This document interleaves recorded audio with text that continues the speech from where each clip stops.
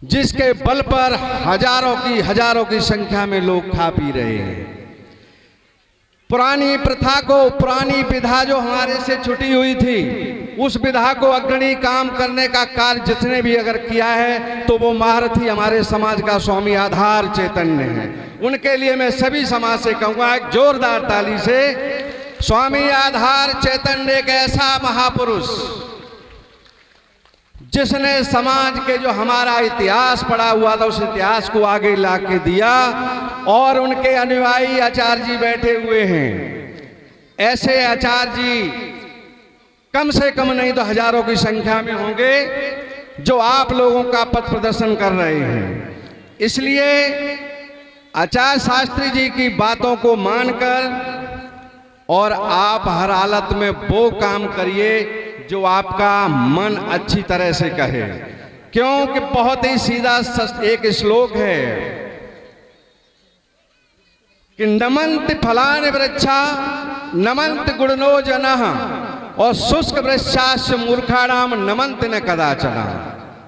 फलदार यदि वृक्ष होता है तो 100% वो नीचे को झुकता है, और जो बढ़ने वाला है उसे झुकना ही चाहिए परिवार के लिए। नमन्ति फलानि वृक्षा, फलदार वृक्ष झुकता है, और नमन्ति गुणनो जनः, और गुणवान व्यक्ति भी झुकता है। और झुकता कौन नहीं है? शुष्क वृक्षाश्च मूर्खाणाम, सूखा पेड़ और मूर्ख व्यक्ति भाइयों कभी भी नहीं झुकता।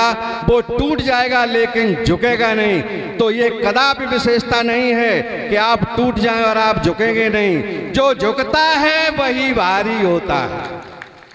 समाज में जिसने झुकना सीख लिया समझ लो उसका उत्थान होने वाला है, और समाज में जिसने झुका नहीं तो वो समझ लो उसका पतन निश्चित है। कोई भी नहीं रोक सकता, चाहे आप भागवत सुने, चाहे आप कुछ भी करें, लेकिन आपको कोई रोकने वाला नहीं है। ऐसे ऐसे मनीषियों का हमारा इतिहास भरा पड़ा है जो आप उनका एक बात का अनुसरण कर लें तो भी आपका जीवन जो है सफल हो जाएगा। इसलिए आप लोग कथा के मूड में हैं। मैं बहुत अधिक वक्त लेते हुए आचार्य जी से बीच बीच में शास्त्री जी से निवेदन करूंगा कि जो कुप्रथाएं समाज में हमारे में व्याप्त हैं, इनके लिए शाम जाते समय कम से कम इतना इन लोगों को बताया जाए कि हम समाज में हमें दहेज प्रथा पर हमें 100% रोक लगानी चाहिए, लेकिन हम मान नहीं रहे हैं। ये इसलिए मैंने पहले ही कहा है कि हम राम को मानते लेकिन राम की नहीं मानते। आचार्य जी शास्त्री जी से फरमाइश भी करवाएंगे, इनको मानते हैं लेकिन इनकी नहीं मानते। तो का और की का जो झंझट है, जब तक ऐसा नहीं करेंगे आप तब तक कुछ नहीं होने वाला।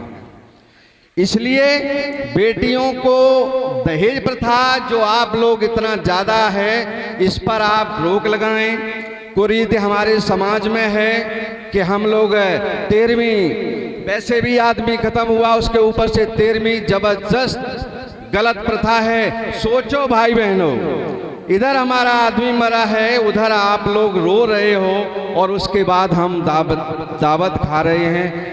मुझे डाइजेस्ट नहीं होता इस दावत को खाने में और उस दावत को खाने में। आप लोग अपने जहन में पूछ लेना कि क्या अंतर है।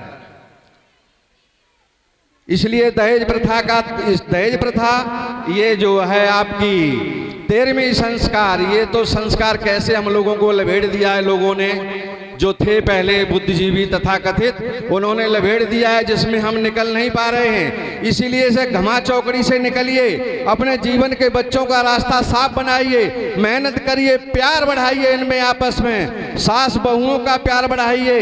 कैसे बढ़ेगा? माताएं जो उम्र दराज हैं, जो सास हैं, एक ही बात सिर्फ कहना चाहता हूं कि ये बहुएं आपके सामने जब चलती हैं तो आपको बहुत अच्छा लगता होगा।